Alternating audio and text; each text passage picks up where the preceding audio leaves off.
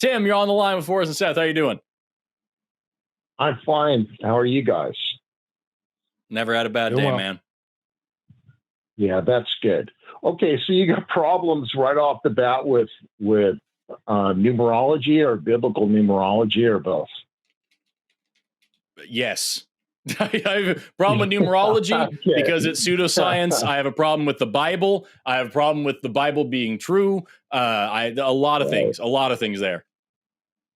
Right. So would you say that there is an unseen world, though, that there are unseen realities? I don't. So, like, I would answer that question yes, because we only have access to a small part of the spectrum of electromagnetic radiation. But, like, I don't think that's what you mean. Right. It's not. I mean, like, the laws of logic. Okay. So would you say that the laws of logic are truth and an unseen reality? No. Okay, you're just going to say no, that the laws of logic don't exist? That's not what I said. You asked me if they are the unseen reality, and I said no. Right. Of course, laws of logic exist. They are made by us because they make sense. They are not any kind of like a different plane of existence.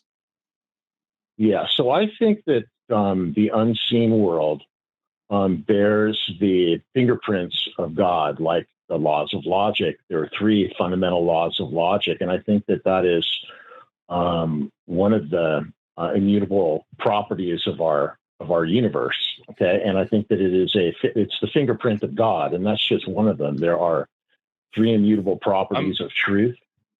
I mean, I appreciate you starting off that sentence with the word "I think," because that's really all that is just this is your idea of it. Demonstrate to me, please. We need to know, is God real? If God is real, then did it use these laws of logic as its fingerprints, or is that just a natural part of the universe or whatever? Like, we need to get into the philosophy of logic and all this stuff, and that doesn't really do anything for me because I'm not a philosophy face. And so, like, for me, man, I just would rather know why you think that numerology demonstrates the Bible's truth, and like why the Bible being true is a good thing or an important thing. Like, that's kind of where I'd go with it. But that's just me. I'm just here. I don't know what I'm doing anymore. Well, if the Bible is true and inspired by God, if it is what it claims to be, it's very important, right? So, and if it's not, that's really important too. So, okay, so, let me try and lay down. Even if the Bible is true and this God is real, I'm not worshiping it. So, like, I'd like to know why you believe it, but it's not going to do a whole lot for me personally. Okay, well, so let me lay down the tracks so you can follow my train of thought when it concerns to biblical numerology, because in the Bible, numbers have meaning. Like, for instance, God created man on the sixth day, and so 6 is the number of man. Have you heard of that before? So when you say numbers have meaning, what does that mean? Yes. And how do you know that? Well, if the Bible is true, God uses numbers to reveal certain truths, like the number of the beast. You've heard of this number, 666? So 3 dudes? 3 dudes. Well, so it has. You said 6 is the number of man. Written 2,000 years. Yeah, it was written 2,000 years ago. That the number of the beast was 666, and I think back then the readers understood the number of the beast to identify Caesar Nero, and then also the Roman Empire. Is that 111 men, or is it 3 men standing next to each other? 111. No. You're trying to make fun of my point here and what I'm trying to get I'm to. not at all. I'm actually asking questions, and the fact that you think that it's me making fun of you is telling. Okay. Well, then I apologize. So the number of the beast is 666.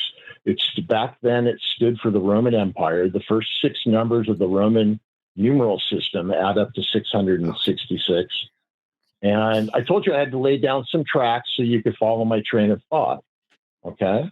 So this number 666 has some interesting qualities to it. None of the other numbers have this particular quality. For instance, you can add, if you add 1, 2, 3 all the way through the number 36, you get the number 666.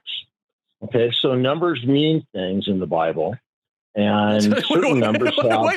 Wait, hold on. Now I am making fun of you a little bit. What does that mean? Why 36? Why did you pick that arbitrarily? 36 is the one that if you add all the numbers up to that, you get that number. Because you can add any numbers of any numbers and get different numbers. That's how adding works. So like, yeah, I'm sorry. Why did we pick 36? Yeah, 36. If you add all the numbers from 1 to 36, it adds up to 666. So none of the other numbers that I know about does that. So it's a curious point, and in my opinion, it's do you understand? Do you understand, Tim? You said 1 through 36, right? Right. Why stop at 36? Because if you add up all the numbers from 1 through 37, you get a different number. And there's no other number that does that. And if you pick all the numbers between 1 and any number, you get a number. And there's no other numbers that do that. Like why are you picking that arbitrarily as if it means anything? It's a significant number in the Bible, Forrest. Right. Okay. But why did you pick 36 as a thing? Numbers are divisible by stuff. You can get to numbers by different means. That's true of anything. Okay, I'll answer that. There's no other number that I'm aware of that when you add up the numbers 1 through 36, that it adds up to 666. And I'm just pointing out that today is the silliest thing that anyone has said on this show. There's no other number that you can think of that when you add all of the numbers between 1 to 36 together come to 606. Yeah. That's because that's just what addition is. You're just picking an arbitrary fact about a number. Every number is divisible by stuff. Every number can be manipulated in all sorts of different ways. You just picked one that you like because it has some historical context that you've decided upon. I don't care about any of it, man. We can be here for 45 minutes. You tell me all the different numbers in the Bible. They don't mean shit to me. I want to know why this actually matters in a significant way. I'm actually getting to the bridge to my point. You've interrupted me a few times, so it's been a little difficult. So you haven't said anything significant yet. 1776. You know the number 1776 for us? I know it's a number. I know all sorts of numbers. I know all of the numbers. It's also a significant date. Okay. So cool. 1775 was too. What are we doing? Both the Illuminati and the United States was founded during that year. For fuck's sake! You know now we get into the Illuminati. Well, okay. Well, if you're going to make a joke about this, well, then I'll talk about something else. But Tim, no, I don't think so. I think I'm good. So you still have it. Listen. There are numbers, and you can manipulate them, and you can arbitrarily choose them, and there's a coincidental overlap over here, and that proves what? Let's say that there was a deity who had assembled a Bible where all of these numbers correlated, and it was supposed to mean something. Well, it wasn't supposed to mean enough that anybody would really catch it. It's obviously buried, it's hidden, it's encoded, but the idea that Tim would need to call and tell us that he has sort of mined for this and discovered it and it proves the Bible wouldn't be a demonstration that there was a benevolent God who wrote the Bible, because the Bible essentially was turning it all into a Rubik's Cube that very few, if anyone, could ever figure out. I find all of this unimpressive. It's pattern seeking. It's agency creating. I myself wish you the best, Tim, but I honestly don't know anybody in the chat want to continue talking to Tim. Sorry. that's kind of where and while the chat is answering your question, that's kind of exactly the way I feel. Like, if this is true, if I believe what Tim is saying here, and that there's what I wanted to say. Yeah, hold on, Tim. It doesn't matter. If we believe you, it just doesn't. And I know you care super bad about this, but it super doesn't matter. If we believe what you're saying, we're like, okay, now I understand. Yes, XYZ thing, the number 69 and 420 are real, and that means the Bible is true. Cool. We all believe in the Bible now. What kind of asshole of a God made the Bible this way? And also, why did the God of the Bible take the time to encode all these numbers in it, but didn't take the time to be like, hey, don't have fucking slaves? What's that about, Tim? Just, it's even if we believe what you're saying, which we super don't, it doesn't compel us to believe this God is useful or worth worshiping or anything. Do you want to skip to the very point? Because the chat's not on your side. We're not on your side. Do you have a point you want to get to? You're not on my side.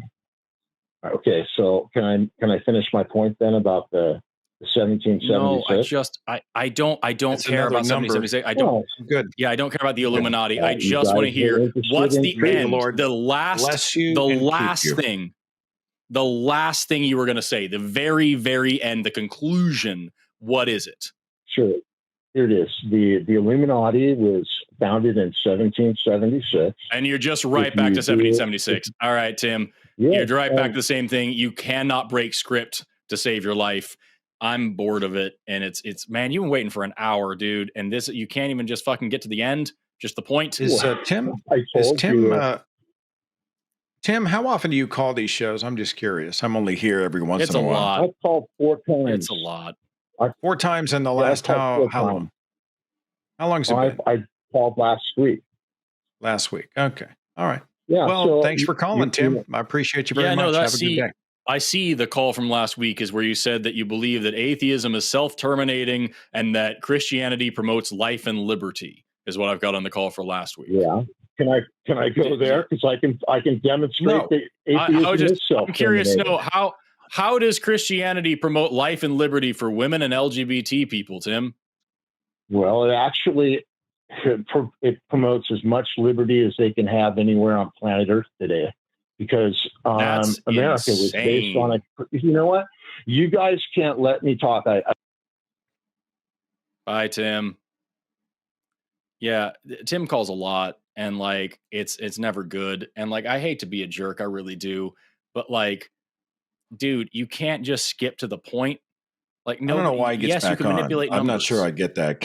Is there a flag or something you can put on it? Because essentially it's like number salad, and everybody in the freaking viewing audience is drifting going, what the fuck is wrong with women and LGBT people? Sorry, we are here. I'm sorry. Go ahead. We are here essentially to serve the callers, but more than that, I want to make sure we're serving the audience, and Tim is drifting off into the Illuminati, and I was like, I'm good. I think I'm good. Yeah, it's just not worth the time. May and the like Lord bless you and keep you, and make his face to shine upon you. Women and LGBT people have as many rights as they could anywhere in the world under Christianity. That's why the Bible says that women should be subservient and not speak or hold any kind of authority and should be submissive to men. That's why it says that gay people should be stoned to death. That's why so many Christian nationalists right now are so staunchly anti-trans. It's because of all the rights that they get under Christianity. If you can't even grapple with the fact that your own religion is fucking a hindrance for social progress, I can't take you seriously. And especially not going to take you seriously when you fucking bring up the Illuminati. Like, come on, man. The Illuminati, because 1776, I can't think of a single other number that if you add 1775 plus 1, it comes to 1776. I can't think of any other number that does that. That means that it's really important. Like, good gravy, dude. That numerology, it pisses me off a little bit because it is the definition of confirmation bias. Numerology is just what that looks like. I can do math poorly, and that means I know the past, present, and future, and this ethereal other reality. Like, that's it. I can't do it, dude. Hello, and that was, if I had to say, probably the worst clip I have ever seen on the line. Frankly, that was terrible because they say a lot of facts, but we have alternative facts on our side. Now, do remember that if you are seeing me next to some woman who, frankly, not impressed, but if she were to laugh, that would be an endorsement of me, Donald Trump. A laugh is an endorsement, so do not smile or your face will crack. Don't do it. You can't do it. Okay, I really thought she would break by now, so it's kind of ruining the bit I'm trying to do here. But you can like, you can subscribe. Oh, there it is. She endorsed me.